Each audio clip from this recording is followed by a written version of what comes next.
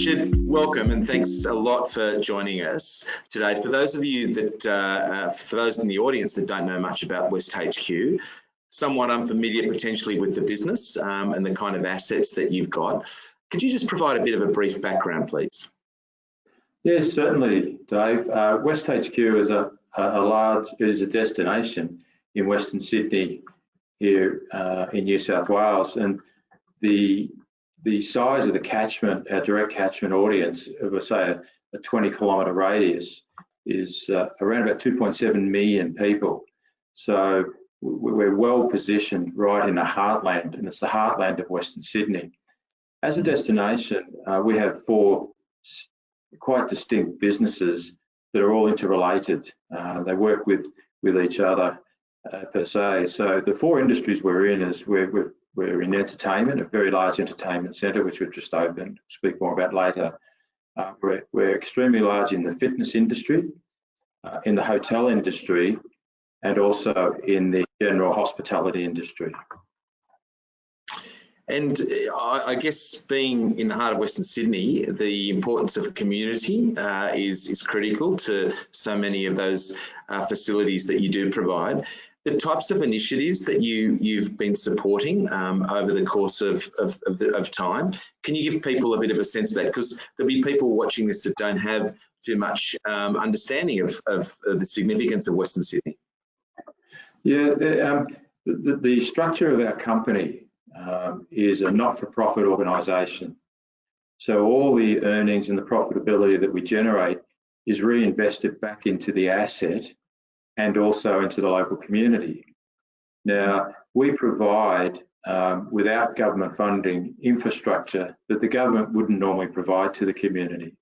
So our amenities as such, whether they be world-class gymnastics amenities or learn to swim amenities for the children within the local area, or sports medicine, and now a large theatre bringing the arts to Western Sydney, is through us investing our earnings back into infrastructure, can provide services and opportunity for what is an extremely diverse population in Western Sydney. There's over 170 nationalities in that region. So we do a lot of things for a lot of people, and we become their home, we become their purpose, and we even, in many ways, provide their lifestyle.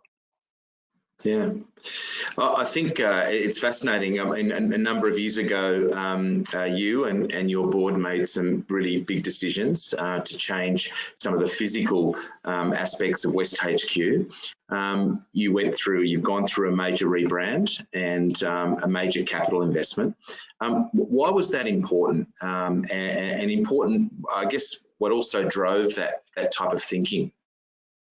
Yeah, look, you must remain relevant. And I think that's the starting point when you look at who you are and what you mean to a community and what your business actually, what its purpose is. So our primary objective was to remain relevant to our community or to our customer base.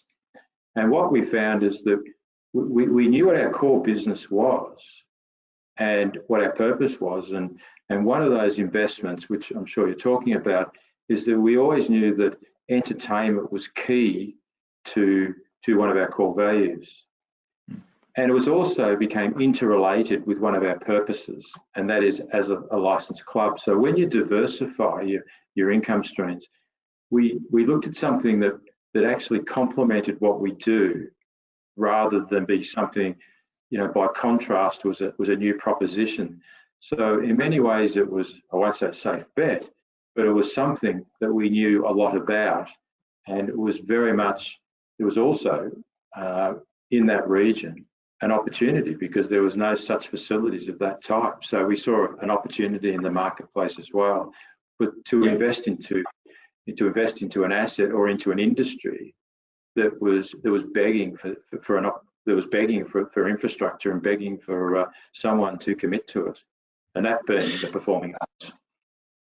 Yeah, so can I ask you a little bit about that? Because what strikes me about this, the Sydney Coliseum Theatre, which is, you know, one of the major plays that that WestHQ has made. What strikes me about it is it does start with a vision to create something unique for an environment built for the future. What was the journey like for that? And in many ways, how did you garner that level of interest and commitment through both your research into the market, but also the stakeholders that you had to pull together to ultimately make that vision come to life? It's been a long journey, and it was a concept that was born in 2012, and the initial the way it was conceived was something a lot smaller than what it is today, but it was building on something that we knew we were good at, and we knew that would work in that environment. But as we progressed in time, we found that there was greater opportunity, and the more people we talked to and the more due diligence we did, we found that we added propositions to it. So initially it was almost becoming initially it started as an auditorium, and then it became something a little bit more. They then said, well, why don't you consider ballet? And then someone said, well, why don't you consider musicals? And then why don't you, and it just kept going on and on through our research. And the reason why we're asked those questions and challenged ourselves was along this journey was because it was neglected in that region. And there's two halves to Sydney. There's the CBD and then there's Western Sydney. So much so now that there'll be two airports in Sydney. So our vision was to create the Sydney Opera House, or the Opera House of Western Sydney. And so as the journey proceeded and progressed from 2012, as to hit the cost of the building and the size of the building, and as did the actual idea, and it started off, as I said, like an auditorium, and then it became a performing arts centre, to now being an extremely versatile and world-class theatre that can now not just hold musical performances or concerts, but can hold the full spectrum of the performing arts. But we started off very small, and where we finished in December 2019, some 7 years later, is quite extraordinary. And I'll also say, from an original budget of around 30 million and ending up at 100 million. So the journey and the progress along the line, it was progressive. It's referred to as an extremely bold decision, because when you innovate or when you have a vision, people they don't believe. People don't follow you on the journey. There's plenty of people when it's finished who want to be there beside you, but along that journey, it takes a lot of self-belief. We stopped the project. I stopped the project in around about 2016 because I lost belief, because there were so many organisations, including government and promoters and local people, saying, well, we couldn't afford to entertain the theatre, or we wouldn't want to go to the theatre, or there is no market for the theatre, or the performers wouldn't perform in that Western Sydney. So we self-doubted. But then once we resurrected our belief and our vision and our ambition, we continued down that path, and I'm glad we did. Yeah, well, Richard, success has many fathers, and I'm sure that there are times during your journey where you had to dig deep and maintain not only that belief but that sense of purpose for so many stakeholders that were actually involved and part of that journey. So part of your planning was to search for like-minded and value-adding partners, and we were very fortunate to become part of the Sydney Coliseum and WestHQ ecosystem. And our partnership, in many ways, Richard, has always been formed and founded on this mutual understanding, not just technology, but about ultimately buying into the vision, which was to give customers a unique experience. Can you tell us a little bit about just that, not only partner selection, but probably a little more around how NEC has become quite integral to that ultimate vision of giving customers a really great and quite unique experience. Yeah, of course. Throughout the journey, while we're progressing the concept of the theatre and development of the theatre and the commencement of the theatre through to where we are today, we had many people along the way who doubted us and questioned, and not necessarily had the same belief we did. And it was quite difficult. It was quite a difficult process because people were more telling us why it wouldn't work rather than why it would. And when you have a vision for the future, or you have a vision for an outcome, and you want to create something, and obviously something special, when someone comes along that actually shares your vision, it's just amazing. There's an immediate attraction. There's an immediate connection in a relationship.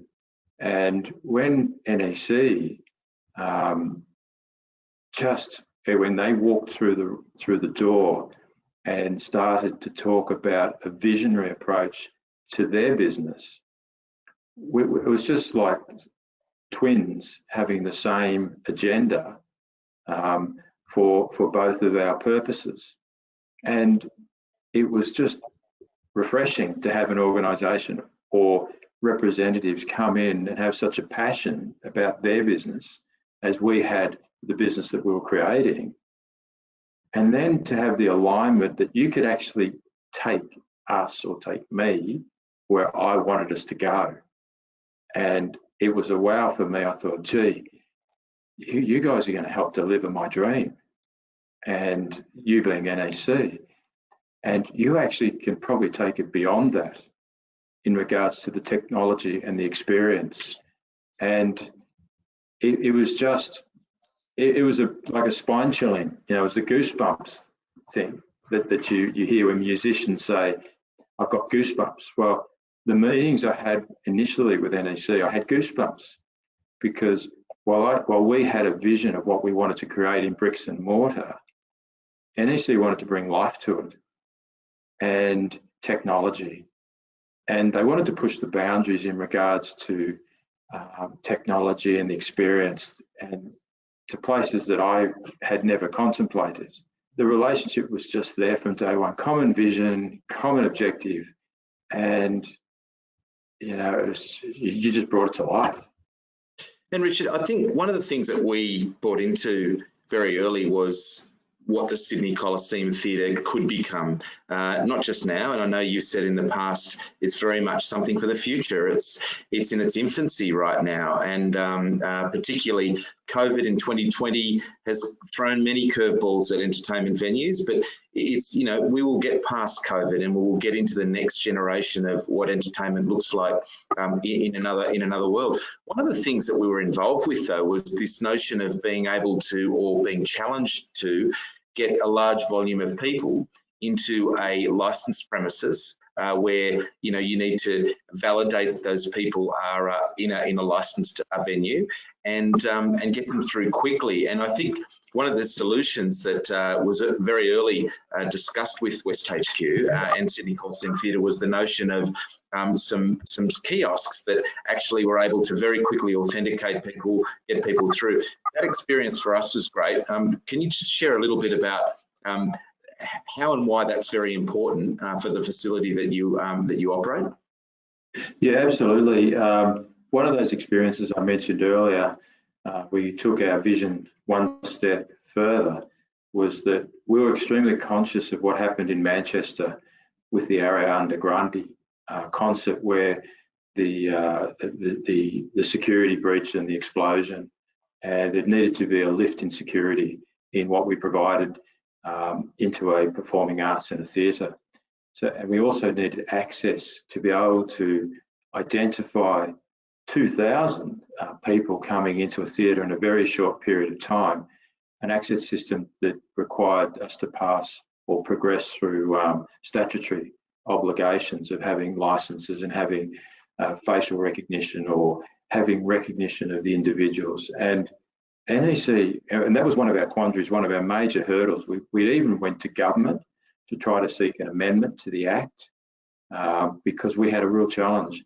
And yet, along the way, NEC came up with a solution, and a technological solution that could bring people into the venue through digital recognition. I think it was within a 12-second process of being able to register them and provide details of who they were as an initial screening, which became which was one of our major operational problems that you already had a solution for. But then when COVID came in, or COVID happened, you then had the technology that you could quickly adapt to be able to comply to the government requirements. And what I mean by quickly adapt, one of the government requirements was that when people entered, they needed to leave their mobile phone number in the phone, leave their mobile phone number for a tracking purpose.